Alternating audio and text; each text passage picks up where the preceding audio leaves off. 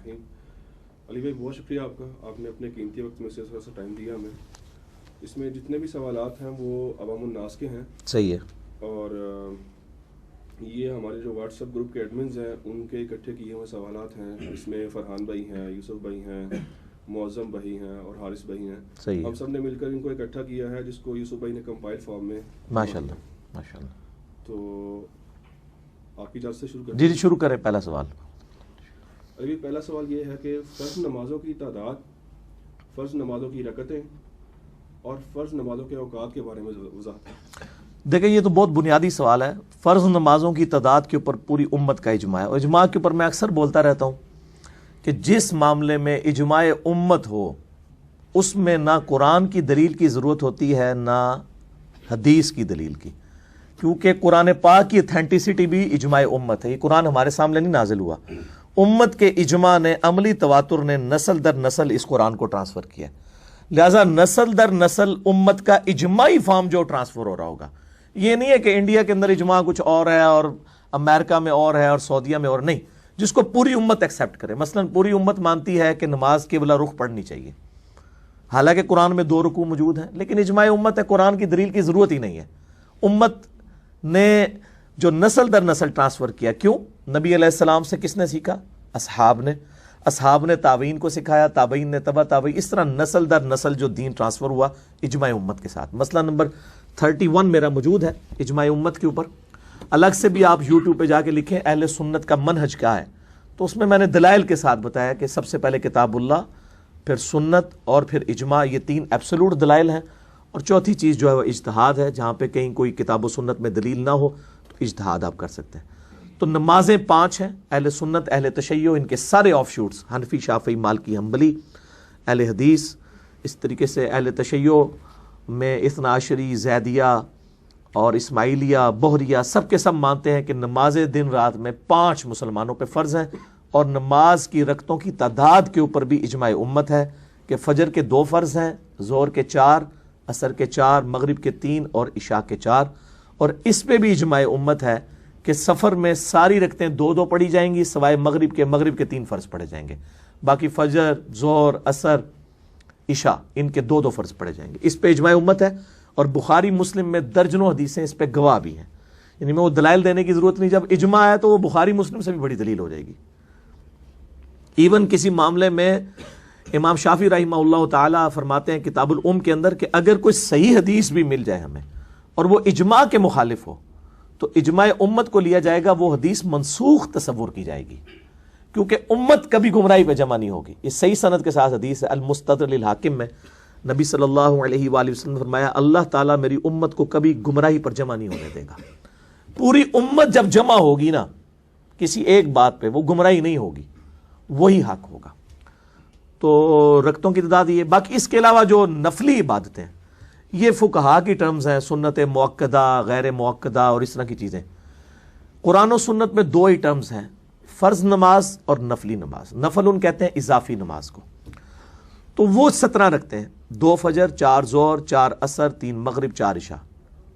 باقی جو وتر ہے یہ بھی نفلی نماز ہے، لیکن یہ سنت موقدہ میں آتی ہے، تاکیدی سنت ہے۔ اور وتر کے علاوہ 12 رکعتیں ایسی ہیں جو آپ صلی اللہ علیہ وآلہ وسلم نے کبھی نہیں چھوڑی۔ بخاری اور مسلم میں آتا ہے 2 فجر سے پہلے، 4 ظہر سے پہلے، 2 ظہر کے بعد، اور 2 مغرب کے بعد، 2 عشاء کے بعد، جو سنت موقدہ، یہ نفلی نماز ہے۔ یہ اگر کوئی چھوڑ بھی دے تو گناہگار نہیں ہوگا، کیونکہ نفلی نماز ہے۔ اس کے ثبوت میں بخاری مسلم کی حدیث ہے کہ ایک شخص آپ صلی اللہ علیہ وآلہ وسلم کے پاس آیا، کہا یا رسول اللہ جنت میں جانا چاہتا ہوں، کوئی بتا دے راستہ، تو آپ فرمایا فرض نماز ادا کر، فرض صدقہ دے، فرض روزے رکھ، نفلی کو ذکر ہی نہیں کیا آپ نے۔ تو وہ جاتے ہوئے کہنے لگا یا رسول اللہ جو آپ نے بتایا نہ اس میں کوئی چیز ایڈ کروں گا نہ اس میں سے کم۔ تو آپ نے فرمایا اگر کسی جنتی کو دیکھنا ہے اس کو دیکھ لے۔ تو اب اس سے پتہ چلا فرض زکوٰۃ تو 2.5% ہی ہے، نفلی زکوٰۃ آپ چاہے 50% دیں۔ کبھی علماء نے یہ کہا کہ جی جس نے 2.5% زکوٰۃ دے دی، اس کے بعد اگر وہ اور زکوٰۃ یا صدقہ نہیں نکالے گا تو وہ گناہگار ہوگا، کبھی نہیں کوئی کہتا۔ جب نماز کی باری آتی ہے تو سارے کہتے ہیں جناب دیکھیں جی وہ 17 رکھتے تو ہیں لیکن یہ سنت موقدہ بھی بہت ضروری ہے پڑھنی، ورنہ نماز ہی نہیں ہوگی۔ دیکھیں میں آپ کو وہ علم الکلام الزامی پھکی والا جواب دے رہا ہوں کہ زکوٰۃ کے معاملے میں ہمیشہ کہتے ہیں جی 2.5% دے دی اب آپ کا مال حلال ہو گیا. تو ان سے پوچھے 2.5% تو فرض ہے, قرآن پاک میں تو نفلی صدقات کے اوپر بھی ترغیب دلائی گئی ہے. تو کہتے ہیں نہیں وہ نفلی ہیں, آپ کی مرضی کر لیں نہ کریں. جب نمازوں کی باری آتی ہے اس میں انہوں نے وہ ساری نماز ڈالی ہوئی ہے, عشاء کی 17 رکعتیں ڈال دی ہوئی ہیں. کتنے ظالم ہیں. تو 17 رکعتیں دن رات میں, عشاء کی 17 نہیں ہے. ہاں باقی سنت موقدہ 12 یہ ہیں, اس کے علاوہ بھی ہے. سنن ابن ماجہ میں حدیث ہے جس نے ظہر سے پہلے 4 رکعتیں پڑھی اور ظہر کے بعد 4 رکعتیں پڑھی اس پہ دوزخ کی آگ حرام ہے. تو ہم تو ظہر کی سنتیں 6 نہیں 8 پڑھتے ہیں, 4 پہلے 4 بعد میں, لیکن موقدہ 6 ہی ہیں, 4 پہلے 2 بعد میں. ٹھیک ہو گیا. اسی طریقے سے ایک اور حدیث ہے سنن اربع میں. سنن اربع جب میں گفتگو میں بولوں تو اس سے مراد ابو داؤد, ترمذی, نسائی, ابن ماجہ ہے, اور صحیحین بولوں تو اس سے مراد بخاری اور مسلم ہے. یہ ٹرمز ہیں. سنن اربع کے اندر یعنی ابو داؤد, ترمذی, نسائی, ابن ماجہ کے اندر حدیث موجود ہے کہ آپ صلی اللہ علیہ وآلہ وسلم نے فرمایا اللہ اس پر رحم فرمائے جو عصر سے پہلے 4 رکعتیں پڑھے. تو 4 رکعتیں عصر سے پہلے پڑھ لیں تو آپ صلی اللہ علیہ وسلم کی دعا آپ کو مل جائے گی. لوگ تو بزرگوں سے دعائیں کروانے کے لیے جاتے ہیں, آپ گھر بیٹھے نبی علیہ السلام کی دعا لے سکتے ہیں, عصر سے پہلے 4 نوافل پڑھیں. اس طریقے سے بخاری مسلم میں آیا کہ مغرب سے پہلے 2 رکعتیں بھی صحابہ پڑھتے تھے, لیکن وہ بھی غیر موقع ہیں, پڑھ لیں تو ثواب ہے, نہ پڑھیں تو کوئی گناہ نہیں ہے. عشاء سے پہلے بھی 2 بھی پڑھ سکتے ہیں, 4 بھی, جتنی مرضی پڑھیں. وہ ترمذی کے اندر حدیث موجود ہے کہ آپ صلی اللہ علیہ وآلہ وسلم مغرب سے لے کے عشاء تک مسلسل بعض اوقات نوافل پڑھتے رہتے تھے. تو یہ نفلی نماز کے اندر کوئی قید نہیں ہے, یہ جتنی بھی رکھتے ہیں. اسی طریقے سے صحیح مسلم میں آتا ہے کہ آپ صلی اللہ علیہ وآلہ وسلم نے وطروں کے بعد 2 نفل ہمیشہ پڑھا کرتے تھے, اور وہ تہجد کے ایکویلنٹ ہے. اس پہ میرا کلپ بھی چڑھا ہوا ہے, قضائے عمری والا کلپ, تو آپ دیکھ لیں, اس میں میں نے بتایا. تو یہ نفلی نمازیں اصل وہی ہیں, اور عام لوگ بےچارے اتنے مصروف, خصوصاً جن عورتوں کے بچے ہوتے ہیں ان کے لیے تو فرض نماز کے لیے ٹائم نکالنا مشکل ہو جاتا ہے. تو ان کو عشاء کی 17 رکعتیں بتائی جائیں کہ دن رات میں 17 رکعتیں, دن رات میں 17 رکعتیں. باقی ساری کی ساری نفلی عبادت ہے. جتنا گڑ ڈالیں گے اتنا میٹھا ہوگا. مطلب میں یہ اپنے لیے کوئی راہ نہیں وار کر رہا, میں تو الحمدللہ سفر میں بھی سنتیں پڑھتا ہوں. نفلی نماز ہے نا, کوئی ممانعت نہیں. آپ سے نے سفر میں وطر بھی پڑھے ہیں, فجر کی 2 سنتیں بھی پڑھی ہیں. تو ہم یعنی اس لیے کرتے ہیں یہ کہ مطلب نفلی نماز کے اوپر تو کوئی قدغن نہیں ہے, آپ جتنی مرضی پڑھیں. البتہ کسی کو اس کے اوپر آپ ایمفسائز نہیں کروا سکتے کہ یار ضرور پڑھنا ہے, نہیں پڑھے گا تو گناہ گار ہو جائے گا, ایسی کوئی بات نہیں. ٹھیک ہو گیا جی. اس میں صرف فرض نمازوں کے جو اوقات ہے اس حوالے سے تھوڑا سا بتانے, میرے خیال میں وہ رہ گیا سوال. اچھا, نمازوں کے جو اوقات ہیں, نمازوں کے اوقات کے اوپر بھی جو ہے امت ہے جی. یہ چھوٹا موٹا جو حنفی اور اہل حدیث کا اختلاف آیا ہے وہ عصر کی نماز کے اوپر, وہ بھی صرف حنفیوں کا مسئلہ ہے. باقی اہل حدیث ہوں, شافعی ہوں, مالکی ہوں اور حنبلی ہوں, باقی حدیث کی آپ ساری کتابیں اٹھا کے دیکھیں تو آپ کو بالکل کلیئر ہو جائے گا کہ نمازوں کے جو اوقات ہیں عصر کی نماز کا. تو وہ صحیح مسلم میں حدیث موجود ہے کہ عصر کی نماز آپ علیہ السلام کے زمانے میں ہم اس وقت پڑھتے تھے کہ آپ صلی اللہ علیہ وآلہ وسلم عصر ہمیں یعنی بالکل جب سورج روشن ہوتا تھا اس وقت پڑھا رہے ہوتے تھے, دوپہر کے وقت. حتیٰ کہ اس کے بعد اونٹ کو نہر کیا جاتا, اس کے 10 حصے کیے جاتے, اس کے گوشت بنایا جاتا, گوشت پکا کے کھا بھی لیتے, ابھی بھی سورج غروب نہیں ہوتا تھا, اوپر ہوتا تھا. تو یعنی 2-2.5 گھنٹے بنتے ہیں, یہ کوئی کم نہیں ہے. تو جو اہل حدیث حضرات یا حرمین کے اندر جس وقت اس وقت عصر کی نماز ہو رہی ہے وہ ٹائم یعنی آئیڈیل ہے, اور وہی یعنی کتاب و سنت سے ثابت ہے. باقی نمازوں کے ٹائم جو ہے وہ مسئلہ نمبر میرا 30 نمازوں کے اوقات کے اوپر ہے. میں نے اس میں دھوپ گھڑی بنانے کا طریقہ بھی بتایا ہے اور اس طرح کی باقی چیزیں بھی بتائی ہیں. فجر کا وقت جو ہے وہ ظاہر ہے کہ صبح صادق وہ 18 ڈگری کا اینگل ہے ٹو لائٹ کا, وہ کیلکولیشن کے بعد جو نکلتا ہے. بہرحال جو صبح صادق ہوتی ہے یعنی مشرق کی طرف جو سفیدی نمایاں ہوتی ہے اس کے وقت یعنی ٹائم فجر کا شروع ہو جاتا ہے اور سورج نکلنے تک رہتا ہے. اور جب سورج کی ٹکیا نکلنا شروع ہوتی ہے اس ٹکیا کے نکلنے کے دوران کا جو ٹائم ہے نا وہ مکروہ ٹائم ہے. بخاری مسلم میں ہے کہ اس وقت میں آپ نماز نہیں پڑھ سکتے. جب پوری ٹکیا باہر آ جائے, اشراق کا وقت ہے, کسی کی فجر رہ گئی ہے, اس وقت پڑھ سکتا ہے. ظہر کا وقت جو ہے وہ زوال آفتاب کے بعد ہے. یعنی زوال آفتاب یہ بتائیں نا ان کو یار کہ یہ مسئلہ ہوا ہے, میں نے تو نہیں بتانا, آپ میں سے کوئی اٹھے نا مہربانی کرے. ہاں جی. تو اسی طریقے سے جو زور کا وقت ہے وہ زوال آفتاب کے بعد یعنی شروع ہو جاتا ہے. جب زوال یعنی زوال آفتاب کے بعد نہیں کہنا چاہیے، آفتاب جب زوال کرتا ہے. زوال کا مطلب کیا ہے؟ یعنی فجر کا وقت جب ختم ہوا یعنی سورج نکلا، سپوز نکلا وہ سورج 7 بجے اور مغرب ہو رہی ہے 5 بجے. 7 اور 5 کے درمیان میں جب سورج پہنچے گا نا بالکل سینٹر کے اندر، اس درمیان کو جیسے ہی کراس کرے گا زور کا وقت شروع ہو جائے گا. وہ ایگزیکٹ درمیان میں جو ہوتا ہے اس کو نصف النہار کہا جاتا ہے یا دہوہ کبرا کہا جاتا ہے. ایگزیکٹ اس وقت نماز پڑھنا بھی بخاری مسلم میں منع ہے، اور ایگزیکٹ جب غروب آفتاب ہو رہا ہوتا ہے اس وقت نماز پڑھنا بھی منع ہے. البتہ اس دن کی عصر بخاری مسلم میں آتا ہے، کسی کی رہ گئی ہو تو وہ پڑھ سکتا ہے، صرف عصر کے اندر چھوٹ ہے، باقی نہیں. اور ظاہر ہے پھر وہ عصر کا ٹائم ختم ہو جائے گا غروب آفتاب کے ساتھ. غروب آفتاب کے بعد سے پھر مغرب میں جو وہ شفق سی آتی ہے وہ اورنج کلر، جب تک وہ غائب نہیں ہوتا اس وقت تک مغرب کا ٹائم رہتا ہے. جیسے ہی وہ غائب ہو جائے پھر عشاء کا وقت شروع ہو جاتا ہے، اور عشاء کا وقت جو ہے پھر وہ فجر کا وقت داخل ہونے تک رہتا ہے. یعنی شرح مانی الاثار میں حضرت ابو ہریرہ سے یہ روایت موجود ہے کہ جو بندہ فجر کی نماز فجر کا وقت داخل ہونے سے پہلے عشاء پڑھ لے تو اس نے ٹائم کے اندر ہی پڑھ لی. اس کے اوپر میرا کلپ بھی ریکارڈڈ موجود ہے. یعنی وہ جو اہل حدیث نے مسئلہ بنایا ہوا ہے کہ وہ آدھی رات تک رہتا ہے، مسلم شریف کی حدیث کے تحت وہ آدھی رات تک عشاء کا افضل وقت ہے، ورنہ عشاء کا وقت جو ہے وہ فجر تک رہتا ہے، فجر کا وقت داخل ہونے سے پہلے. تو ہر نماز دوسری نماز میں داخل ہو رہی ہوتی ہے سوائے فجر کے. فجر کے بعد تھوڑی دیر وہ آتا ہے ٹائم مکروہ وقت، اور پھر اشراق کا وقت ہوتا ہے. زور کا وقت ختم ہوتا ہے تو عصر کا وقت شروع ہو جاتا ہے، عصر کا وقت ختم ہوتا ہے تو مغرب کا وقت شروع ہو جاتا ہے، مغرب کا وقت ختم ہوتا ہے عشاء کا وقت، عشاء کا وقت ختم ہوتا ہے فجر کا وقت. اور اس میں جو عصر کا وقت ہے وہ ایک مثل سائے کے برابر. ایک مثل سایہ یہ ہے کہ جب بھی کسی ورٹیکل چیز کو زمین میں گاڑا جائے اس کا جو سایہ اس کے اپنے برابر ہو جائے تو یہ ایک سایہ بنا پلس سایہ اصلی. سایہ اصلی یہ ہوتا ہے کہ سورج اپنے ٹریک کے دوران جب بھی کسی چیز کا سایہ بنا رہا ہوتا ہے نا تو سب سے کم سایہ جو پورے دن میں آتا ہے اسے کہتے ہیں سایہ اصلی. گرمیوں میں یہ بہت تھوڑا ہوتا ہے، بعض کا زیرو بھی ہو جائے گا. اگر آپ خط استوا پہ چلے جائیں تو بالکل زیرو. ہمارا بھی گرمیوں میں چھوٹا سا سایہ ہوتا ہے دن کے وقت، بالکل جب درمیان میں سورج ہوتا ہے. سردیوں میں وہ بعض کا اپنے سائے سے بھی بڑھ جاتا ہے کیونکہ سورج وہ افق کے ساتھ ساتھ چلتا ہے نا. گرمیوں میں تو ایسے اوپر سے جاتا ہے تو اس لیے سایہ کم. سایہ اصلی پلس ایک مثل سایہ ہو جائے تو عصر کا وقت شروع ہو جاتا ہے، مغرب تک رہتا ہے. لیکن صحیح مسلم میں حدیث ہے کہ آپ نے سورج زرد ہونے سے پہلے پہلے نماز پڑھ لینی ہے، ورنہ وہ منافق کی نماز ہے. بہت ڈیلے کرنا، یا جس طرح ہمارے حنفی حضرات نماز کو جان بوجھ کے بالکل 1 گھنٹہ رہ جاتا ہے مغرب میں تو اس وقت پڑھ رہے ہوتے ہیں، تو اس میں ثواب میں کمی آتی ہے. نماز تو ہو جائے گی لیکن نماز وہی وقت جو میں نے بتایا عصر کا. تو یہ مسئلہ نمبر 30 میں نے ڈیٹیل کے ساتھ نمازوں کے اوقات بتائے. تو ان سارے اوقات کے اندر نمازیں جو ہیں وہ اپنی اپنی اوقات کے اندر پڑھی جائیں گی.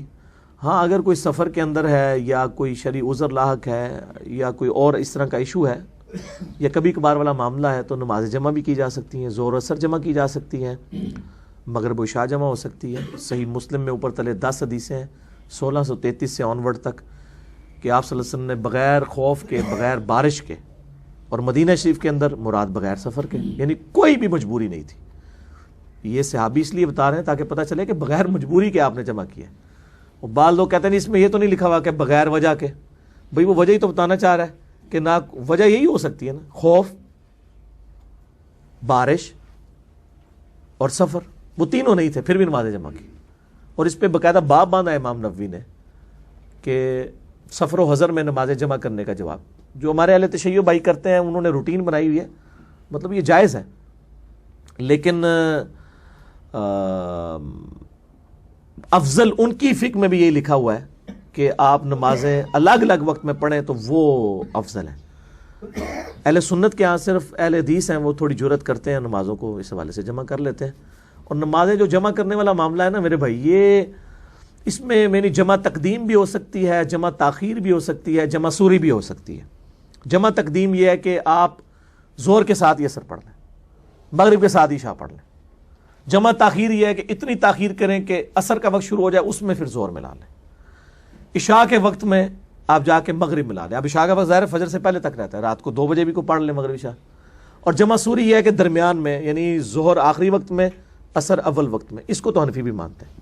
تو سفر میں تو یہ عموماً سنت ہے، بخاری مسلم میں ہے۔